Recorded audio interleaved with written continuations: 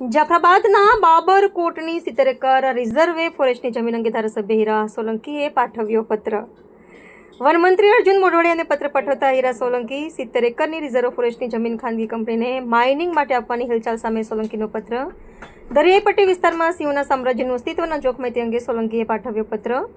સિંહોના વિસ્તાર સાથે વન્ય પ્રાણીઓના વસવાટમાં ખલેલ ન પહોંચે તે અંગે કરી રજૂઆત. 2016થી અત્યાર સુધીમાં અન્ય અનેક માઇનિંગ પ્રોજેક્ટ નકારી કાઢ્યા છે હીરા સોલંકી. રિઝર્વ ફોરેસ્ટની જમીન આપવાની હિલચાલ સામે નારાજ સ્થાનિકોમાં ખુલાસો કરવાનો પત્રમાં અનુરોધ કરતા હીરા સોલંકી. બાબુભાઈ વાઢેલ, જાફરાબાદ.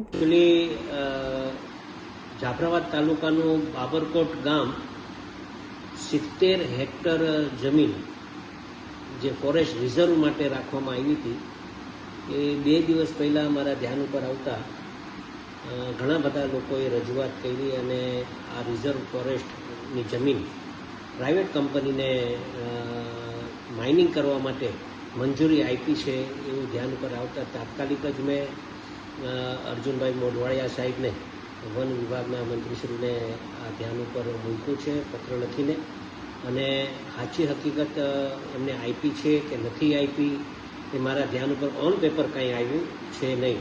છતાં પણ જ્યારે આવું વાત આવી છે ત્યારે આ વિસ્તારમાં ઘણા બધા વન વિભાગના જેમ કે હાવજ, સિંહ અને અન્ય પ્રાણીઓ જે આ વિસ્તારમાં વસાવટ કરતા હોય, તો મારું પણ એવું માનવું છે કે તાત્કાલિક જ જો કદાચ આવું થયું હોય તો આવું ન થાય એના માટે પણ મેં સરકારશ્રીને એક પત્ર લખીને ધ્યાન ઉપર મૂક્યું છે, જેના કારણે જો આવું થાય તો આ વન પ્રાણીઓ બીજા બધા ગામડાઓમાં વસાવટ થાય અને બીજા બધા વસાવટમાં ગામડાઓમાં જોખમ થાય એના કારણે આ વિસ્તારમાં ઘણા બધા સિંહ અને વન પ્રાણીઓ રહી છે, તો આ લીઝ ન આપે એવી મારી પણ માંગણી છે. અને આ પ્રાઇવેટ કંપનીને આપી છે કે કેમ એ મારા ધ્યાન ઉપર વાસ્તવિકતા નથી આવી, છતાં પણ મેં પત્ર લખી કાઢ્યો છે અને નહીં આપવા માટેની મેં રજૂઆત કરી દીધી છે. Thank you.